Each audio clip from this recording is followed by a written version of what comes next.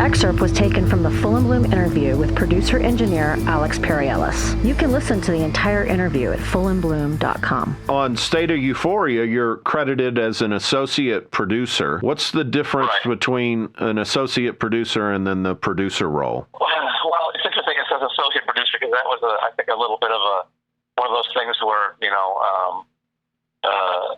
they were going to bring in somebody else to work on that project, which is fine. It's totally cool. They wanted me to be there to engineer because when you're working with somebody new, you're always going to be a little nervous.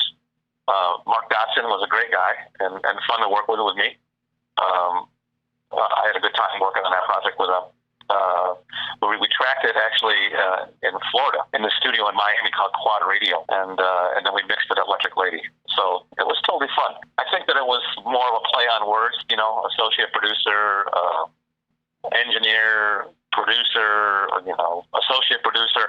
I guess they were trying to say co-producer kind of thing. Oh, okay. It didn't matter to me the way at that point. I just, they wanted me there. I was there. I got paid.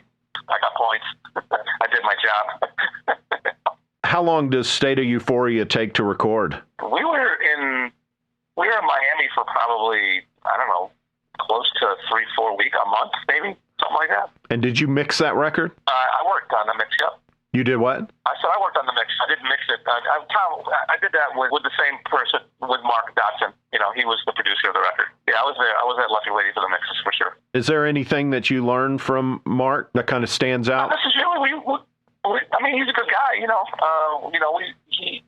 was an English guy who worked on some really fun records, and the band was looking for something a little different at that time, which was fine. So, it's always cool to collaborate. So, he was a good guy, and I haven't talked to him in 30 years, so I don't even know what he's doing, or if he's even alive. I would hope he's alive and well. That album went gold, right? Yeah, that record did really well for the band. I mean, they're huge by that point. Yeah, it was a big record for them. And do you remember the budget? Oh, it was hefty. Yeah, it was sizable.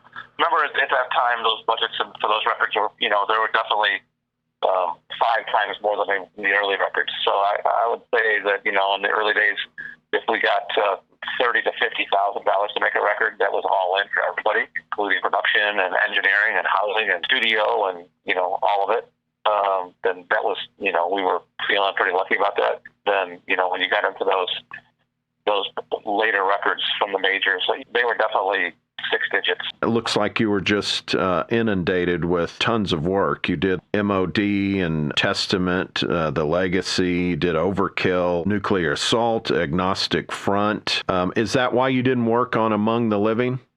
At that point, you got to realize too, the Anthrax folks, they were in control of their own destiny, right? They're all really smart guys, and even when they were young, they were super invested in trying to figure out what was going to be the right move for them. And for them at that point, they really were interested in working with Eddie Kramer. So, just like we all like to try different pieces of gear and go to different studios and work in different rooms with different bands, they had a vision that they wanted to work with Eddie.